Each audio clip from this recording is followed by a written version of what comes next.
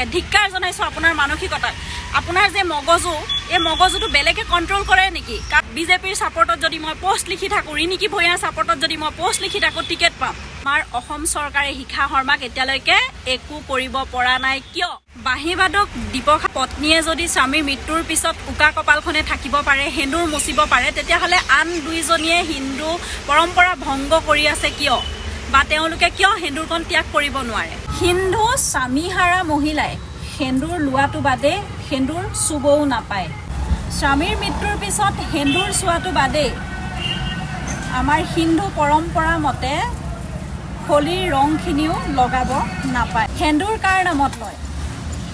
অবিবাহিত ছোৱালীয়েতো হেন্দুৰ নলয় যাৰ নামত হেন্দুৰ লোৱা মাংগলিক পৰম্পৰা আমাৰ হিন্দু সমাজত আছে সেই মানুহজনৰ মৃত্যুৰ পিছতো হেন্দুৰ ত্যাগ কৰা পৰম্পৰাটো মানি নচলে কিয় এগৰাকী নাৰী ৰঙীন হ'বৰ কাৰণে বহুত বস্তু আছে ৰঙীন কাপোৰ পিন্ধিব পাৰে লিপষ্টিক লগাব পাৰে নেল পলিচ লগাব পাৰে কিন্তু হেন্দুৰটোক প্ৰসাধনৰ সামগ্ৰী হিচাপে ব্যৱহাৰ কৰি ৰঙীন হোৱাৰ কি উদ্দেশ্য বাহিবাদক দীপক পত্নীৰ উকা কপালখন দেখি তেওঁৰ প্ৰতি সন্মান আৰু অলপ বাঢ়ি গৈছে আমাৰ সমাজে হিন্দু নীতি নিয়ম পৰম্পৰা হ'ব মানি চলিব লাগে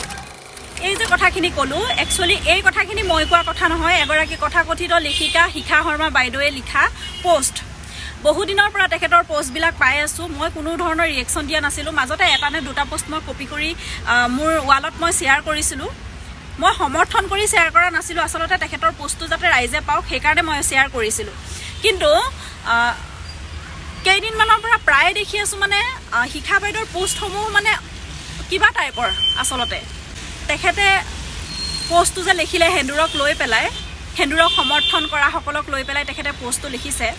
আমি প্ৰায় কেইগৰাকী মানে হেন্দুৰ সমৰ্থন কৰি পেলাই ভিডিঅ' বনাইছিলোঁ বিশেষকৈ মোৰ ভিডিঅ'টো প্ৰায় 2 লাখৰ ওপৰত ভিউজ গৈছে ফেচবুকত ইউটিউবতো 1 লাখৰ ওপৰত ভিউজ গৈছে যথেষ্ট মানুহে প্ৰায় 98% মানুহে মোৰ কথাকেইটা সমৰ্থন কৰিছে সুন্দৰ সুন্দৰ কমেণ্ট কৰিছে গতিকে শিখা বাইদেৱে এনেকৈ মানে আমাক টাৰ্গেট কৰি পোষ্টটো লেখা দেখি মোৰ অলপো ভাল লগা নাই শিখা শৰ্মা বাইদেউ আপোনাক এটা কথা কওঁ আপুনি এটা সময়ত আগতে মুছলমান হিন্দু এনেকৈ আপুনি বহুখিনি লিখিছিলে বিতৰ্কিত লিখিছিলে আপুনি মই ক'ব বিচৰা নাই যে আপুনি কোৱা প্ৰত্যেকটো কথা ভুল এগৰাকী মানুহৰ তাত ভাল গুণো থাকে বেয়া গুণো থাকে গতিকে প্ৰত্যেকটো পোষ্ট মই আপুনি বেয়াকৈ লিখিছে বুলি মই ক'ব জনাই কিন্তু মোৰ যিখিনি পচন্দ নহয় আপুনি জুবিন গাৰ্গ যেতিয়া জীয়াই আছিলে তেতিয়া আপুনি বহু অপমান কৰিছিলে হয়তো আপোনাৰ সমান জুবিন গাৰ্গক অপমান কৰা দ্বিতীয়গৰাকী ব্যক্তি অসমত নাই সমালোচনা সকলোৱে কৰে যেতিয়া আমাৰ প্ৰিয় ব্যক্তিজনে কিবা এটা ভুল কৰা দেখে তেতিয়া শুধৰাই দিবলৈ দুআষাৰ কোৱাটো বেলেগ কথা কিন্তু আপুনি যিখিনি লেংগুৱেজ ইউজ কৰি পেলাই জুবিন গাৰ্গক সমালোচনা কৰিছিলে সেইখিনি আচলতে কোনোপধ্যেই গ্ৰহণযোগ্য নহয় তাৰ পিছতো আপুনি জুবিনদাৰ মৃত্যুৰ পিছত আপুনি ন্যায়ৰ বাবে পোষ্ট লিখিছে প্ৰথমতে তাৰ পিছত আপুনি উল্টা মাৰি দিলে আজিকালি আপুনি বিজেপিৰ সমৰ্থনত পোষ্ট লিখে প্ৰথম অৱস্থাত আপোনাক দেখিছিলোঁ আপুনি বিজেপি বিৰোধী আছিল আপুনি কিবা আজমলৰ সাপোৰ্টত কিবাৰ সাপোৰ্টত আপুনি মিয়া মুছলিম বঙালী হিন্দু এইবিলাক কৰি আপুনি পোষ্ট লিখা আছিল আজিকালি আপুনি কি কৰে বিজেপিৰ সমৰ্থনত পোষ্ট লিখি থাকে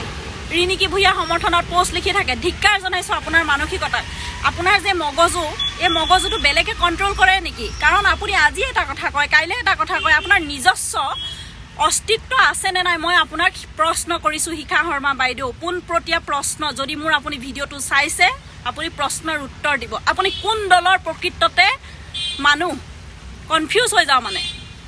মই কোনো বিজেপি নহয় মই এজিপি নহয় মই ৰাইজৰ দলো নহয় মই কংগ্ৰেছীও নহয় মই হৈছোঁ এগৰাকী সাধাৰণ মানুহ ৰাইজৰ মানুহ ভাল কৰিলে ভাল কম বেয়া কৰিলে বেয়া কম আপোনাৰ নিচিনাকৈ দল বাগৰা দ্বিতীয় এগৰাকী ব্যক্তি হয়তো নাই আপুনি হিমন্ত মামাৰ লগত মিলিব যেনেকৈ হিমন্ত মামা কংগ্ৰেছৰ পৰা বিজেপি আহিলে ইন ফিউচাৰ যদি আকৌ ৰাইজৰ দল জিকে ৰাইজৰ দলত গৈ পেলাই জইন কৰিব আপুনিও সেই একেই পানীৰ মাছ বহুত বেছি খং উঠিছে আৰু এগৰাকী মহিলাৰ নিজৰ মতে জীয়াই থকা সম্পূৰ্ণ অধিকাৰ আছে আজি যে আপুনি সমাজৰ নিয়মৰ কথা কৈছে সেই নিয়মসমূহ কোনে বনাইছে সমাজে বনাইছে সমাজখন কাৰ দ্বাৰা গঠিত হয় আপুনি মই মিলি এখন সমাজ গঠিত হৈছে যদি গৰিমা বৈ হেন্দুৰখিনি লৈ পেলাই সাহস পাইছে যদি আত্মতৃপ্তি পাইছে তেতিয়াহ'লে তাত আপোনাৰ কি দৰকাৰ ইমান মানে সমালোচনা নকৰিব হয়তো আপুনি ভাবিছে যে বিজেপিৰ সাপোৰ্টত যদি মই পোষ্ট লিখি থাকো ৰিনিকি ভূঞাৰ সাপোৰ্টত যদি মই পোষ্ট লিখি থাকো টিকেট পাম টিকেট পালেও আপুনি কেতিয়াও জিকিব নোৱাৰে লাগিলে আপুনি বিজেপিতে নেখেলক কিয় আৰু এটা কথা মোৰ চৰকাৰলৈ, আজি জুবিন দাদাৰ ন্যায় বিচাৰি যিমানে প্ৰতিবাদ কৰিছে সকলোকে নি পেলাই জেলত ভৰাইছে। কোনোবাই পোষ্ট এটা লিখিছে তাকো নি পেলাই জেলত ভৰাইছে, এৰেষ্ট কৰিছে। আজি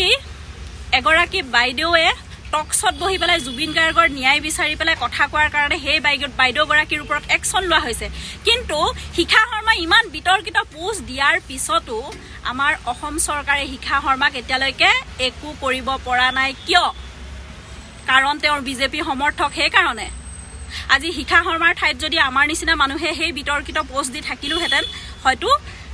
আমি জেলত সোমাই থাকিলোহেঁতেন। কিন্তু শিখা শৰ্মাই বিজেপিৰ ছাপৰ্টত আজিকালি কথা কয় কাৰণে শিখা শৰ্মাৰ ওপৰত এতিয়ালৈকে একশ্যন ল'বলৈ কাৰো সাহস হোৱা নাই। সেয়াই নেকি আমাৰ চৰকাৰ?